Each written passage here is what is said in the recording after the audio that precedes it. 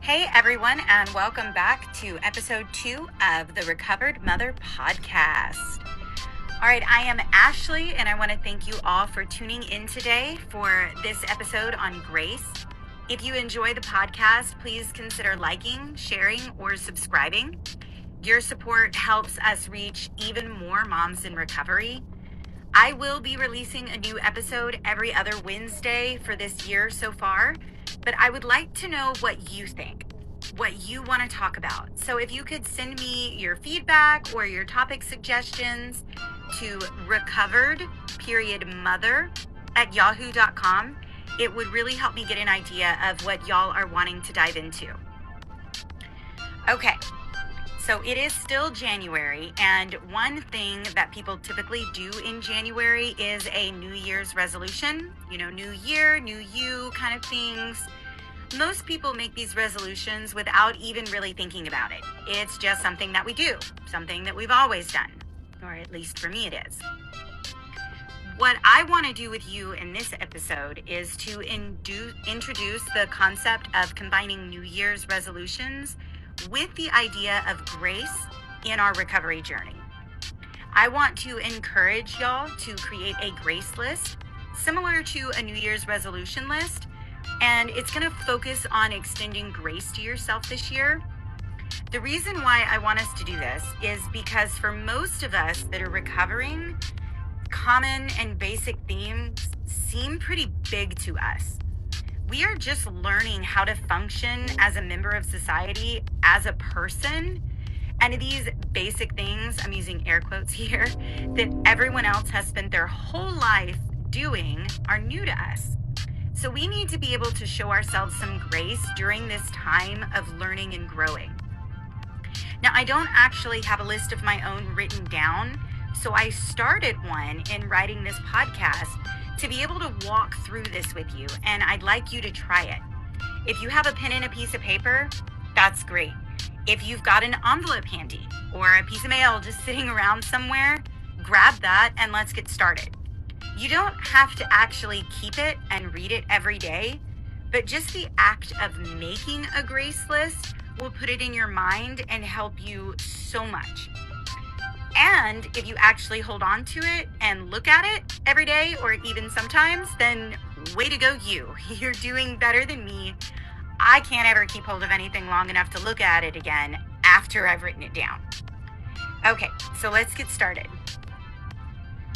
At the top of my grace list, number 1 would be grace for my past.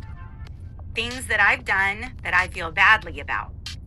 My mind has a way of doing this thing where out of nowhere, it's like I'm looking at a snapshot of one of my most embarrassing, most horrifying moments in my addiction, and it flashes it in front of my eyes where all I can see, all I can think about is this horrible, humiliating thing. And in the beginning of my recovery, these moments would completely ruin my day.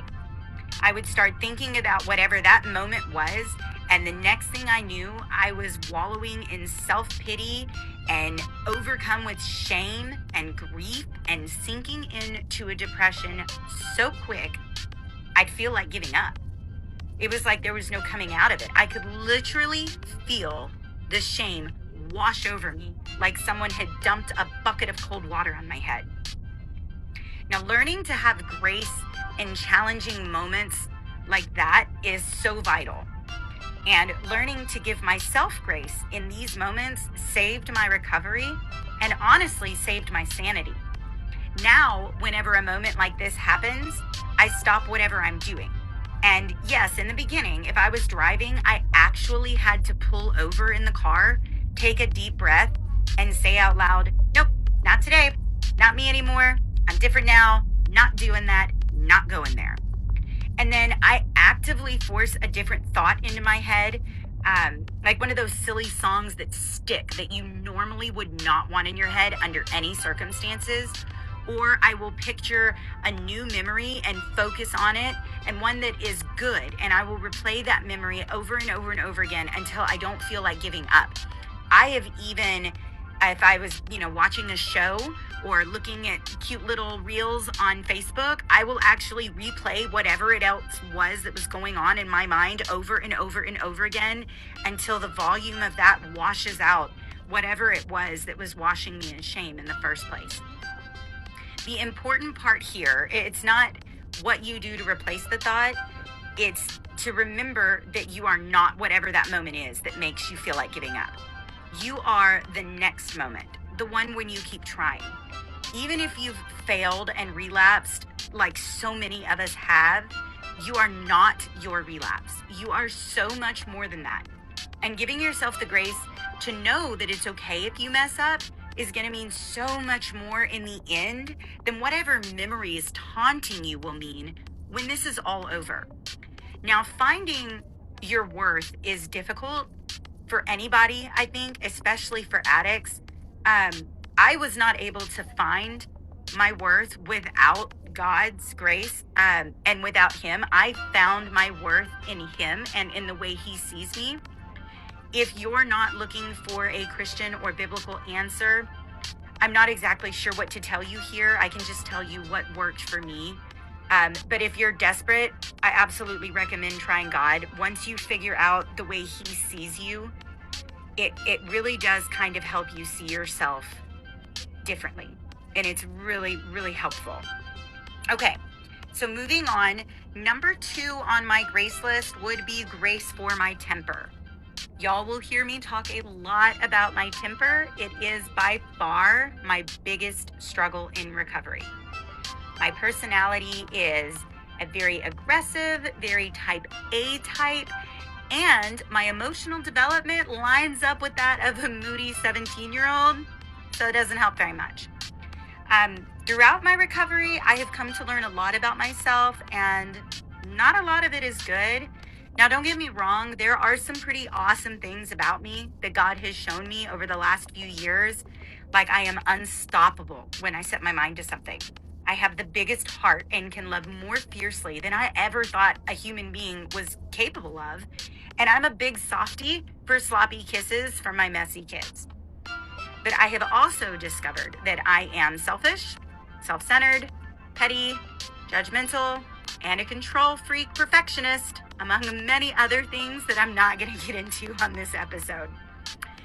I want to take a second here and go on a little rabbit trail on this topic and discuss the challenges of emotional development in recovery. A lot of people don't know this little fact, and I actually learned this in my outpatient rehab program about 6 months after I got clean. And I think it is fascinating and something that every recovering addict should know. So here we go. Drugs will literally suspend your emotional development at whatever age you begin using them consistently. And only after you get clean do they start to mature again. And it takes about 6 to 9 months of sobriety for your endocrine system to start producing the hormones that you need to continue your emotional development. Bam, mic drop. Crazy fact, huh? So for someone like me who started using regularly at 13 years old, that means that for the 16 years I was using, I was basically functioning on an emotional and logical level of a hormonal, puberty-drenched teenage girl. And 4.5 years into my recovery, I have noticed a maturity happening as time goes on.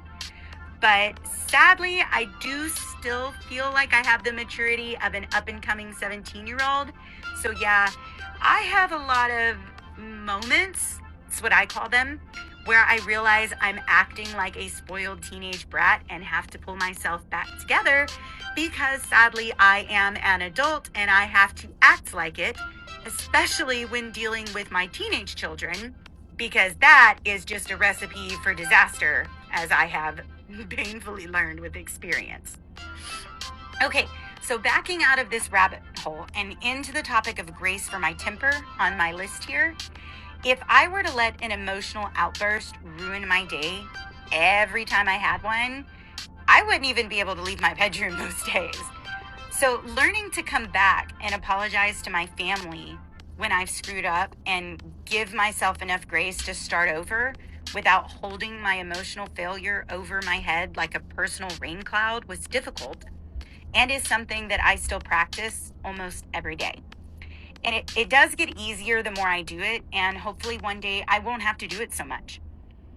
What this looks like practically is, it's 9 o'clock in the morning and I've been up since 5:15 trying to get in my quiet time with God, where I try to read and pray and really just soak up some of his love and direction. I try to squeeze in an exercise, which, let's be honest, that only happens about 2 or 3 days a week. I've got breakfast cooked for the kids. I've got a 14-year-old, an 11-year-old, a 10-year-old, a 6-year-old, and a 5-year-old that I've peeled out of bed and gotten started on their homeschooling. Kids are grouchy, kids are tired, people aren't moving as quickly as I need them to, and I get a little overstimulated, a little overwhelmed. I shout or I say something mean.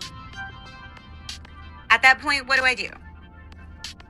In the beginning, I'd have had a whole meltdown. It would have spiraled out of control. It would have been horrible. I think a lot of you know what I'm talking about there. Like, it just would have continued. The whole theme of the day would have been grouchy, mean, angry mom. Today, what that looks like is I will literally just walk away in the middle of an argument with one of my kids, or I will be lecturing, blah, blah, blah, blah, blah, blah, blah, and I'll catch myself and I just stop talking. And my kids recognize it now. They know that I'm going to go take a reset, a timeout. So, it doesn't really bother them. In the beginning, I had to say, Mommy's going to go take a timeout. I'm going to go take a break. I'll be right back. I walk down the hallway to my bedroom. I take a couple deep breaths. I'm like, yeah, man, you screwed up. That was bad. That was ugly. Let's go out there and let's do it better this time. And then I walk back out. I apologize. Hey, I'm sorry. I didn't mean to yell at you. Sometimes they actually get I did not mean to yell at you, but I did mean what I said. And then we move forward from there. And it just balances out. You will have to find what works for you, but I absolutely suggest walking away. And don't drag it back out with you when you come back out. Okay, so those would be my two main things on my grace list. Grace for my past and grace for my temper. I hope that you are able to figure out at least two things for your grace list. And I sincerely hope and will be praying for y'all that you actually give this a try. And let me know if it helps you. All right, speaking of grace, I really want to impress on everybody and just remind you that grace is absolutely necessary for your recovery, and it is impossible to reach this new you without it. Grace allows you to start over. Grace allows you to let go of all the garbage we carry around with us. And the best part, grace is something you cannot earn. You don't have to be good enough for grace. You can't be good enough for grace.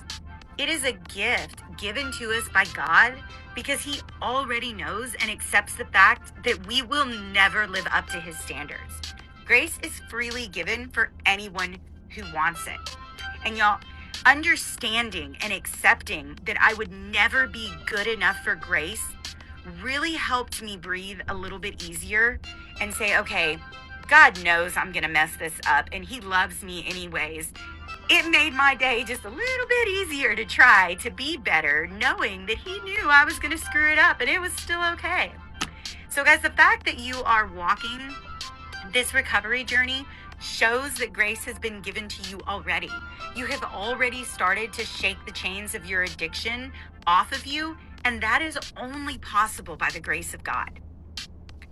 Now, one thing I do want to mention, I think I say that a lot, one thing I do want to mention, another thing I want to bring up, I want to talk about a common myth that I have run into throughout my recovery journey.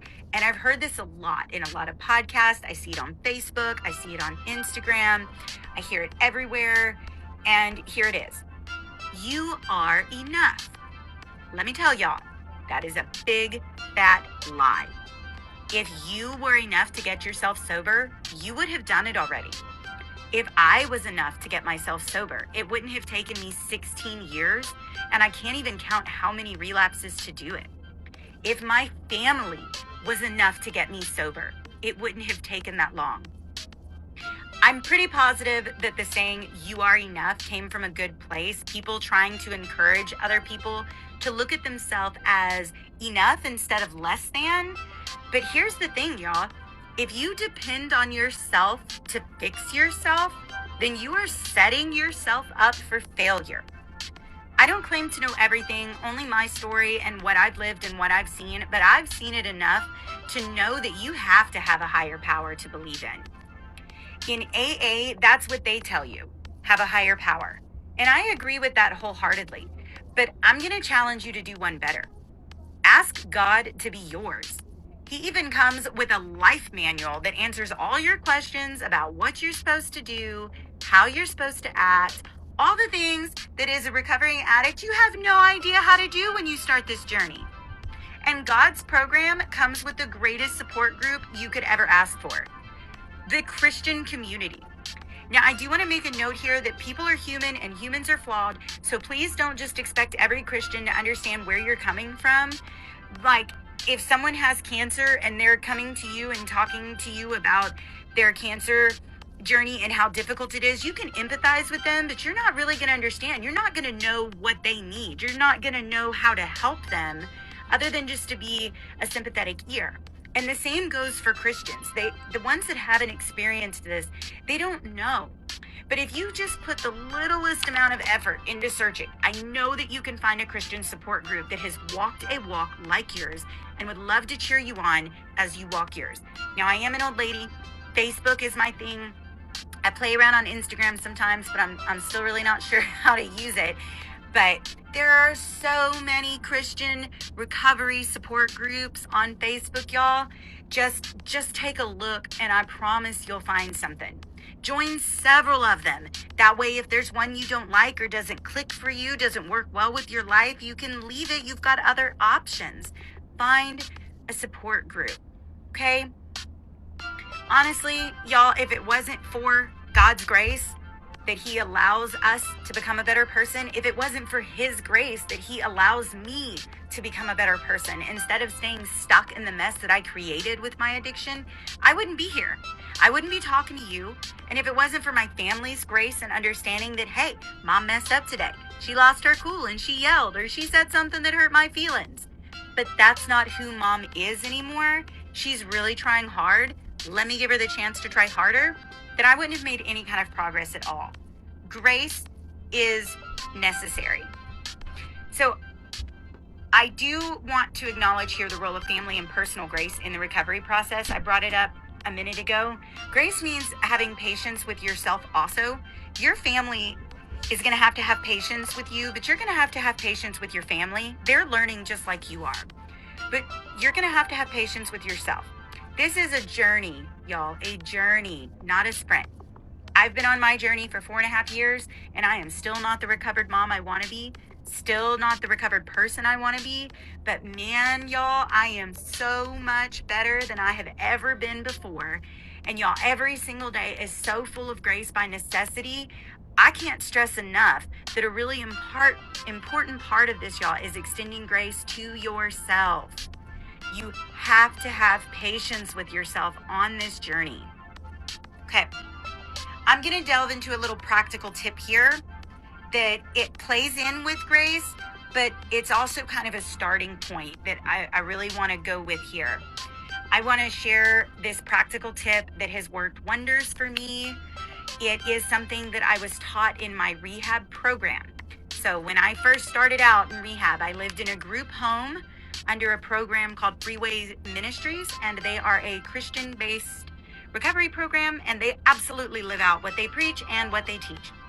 So the first thing they teach us, day one, is that you have to get out of bed in the morning, and you have to do it by 8 a.m.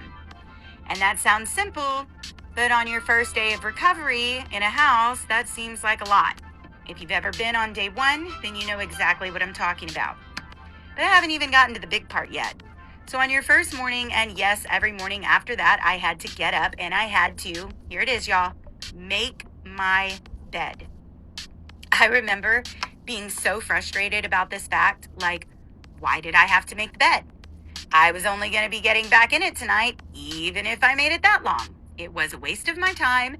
I had other things to do, like learn how to be a person, learn how to be a mom, learn how to get a job, learn how to pay bills, fight the foster system and get my kids back, learn how to stay clean, and on and on and on, right? I had so much I had to do. Why did I need to stop and make this stupid bed?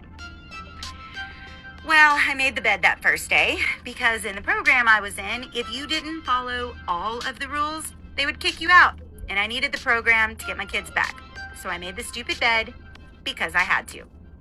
That first day continues on, and after a busy morning of mandatory Bible reading, mandatory journal writing, mandatory reflective prayer time, and being asked for like the 10th time by my house leader if I was going to go out and apply for jobs today, I broke down. For someone whose only care for the last 16 years had basically just been, how am I going to get high today? This was too much. Too much responsibility, too many rules. I had no idea how to do any of the things that they were telling me to do, and I couldn't handle it. So I melted like a toddler being told they had to eat all their greens before they could have ice cream. Or an actual better picture would be I melted like a stick of butter in the sun everywhere. But here's the thing, y'all. When I started my breakdown and my house leader came over to me and asked what was wrong, my answer was simple. I said, I can't do this. She said, can't do what? I said, this. I can't do any of this. And do you know what she said? She looked at me and pointed across the room to where my bed was. Now, we were in a big room, like a living room. It had 5 twin-sized beds in it, and that's what we slept in the group home. And she was pointing right at mine. She said, did you do that? Now, I remember being really confused, and I had no idea what she was talking about. And I said, do what? And she looked right at me, still pointing at the bed, and she said, did you make your bed this morning? And of course, at this point, I lost it. I said, yes, you told me I had to. And she said, see, you can do this. You did that.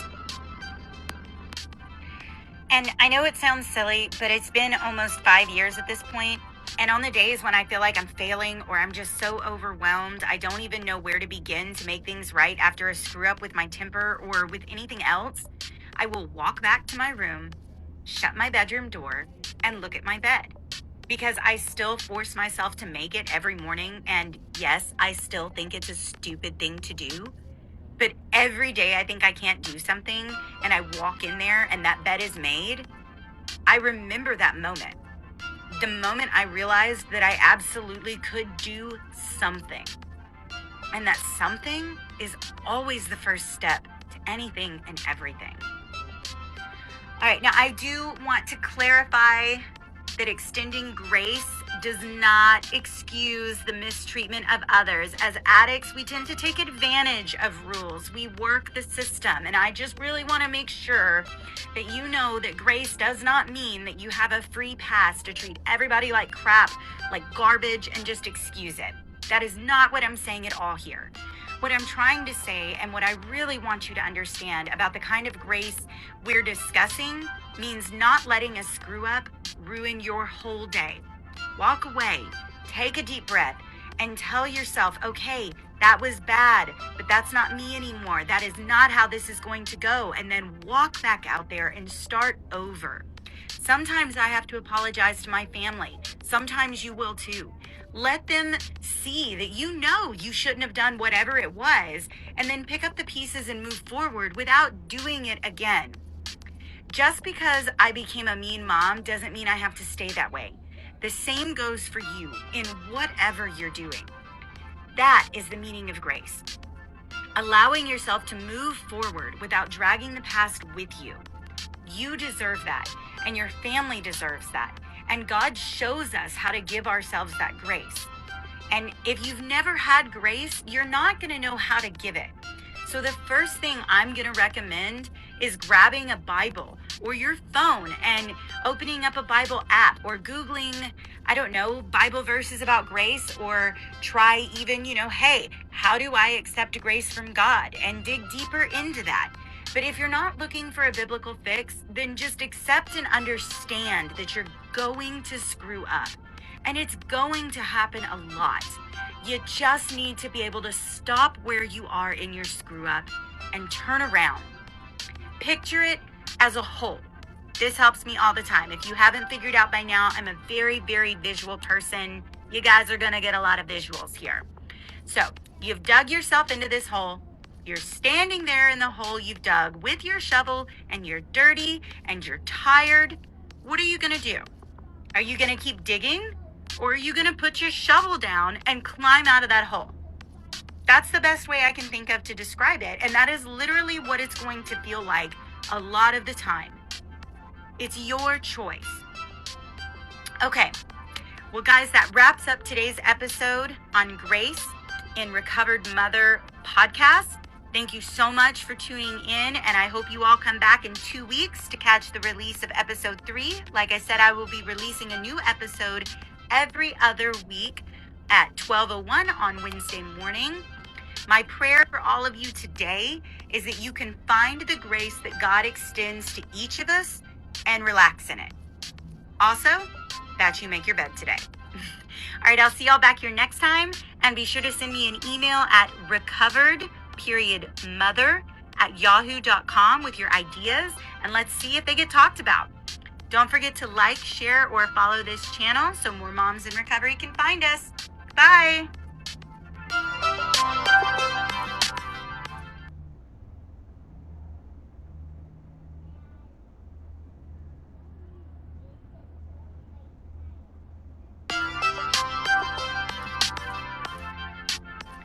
Hey, everybody, and welcome to the first ever podcast of Recovered Mother. I am so excited to be here with y'all today and cannot wait to walk this journey with you. My name is Ashley, and I am a recovered mother. And the need for this podcast has been on my heart for several years now, but my recovery journey has taken me a long time to get to the point where I could finally begin to put this together. So here on Recovered Mother podcast,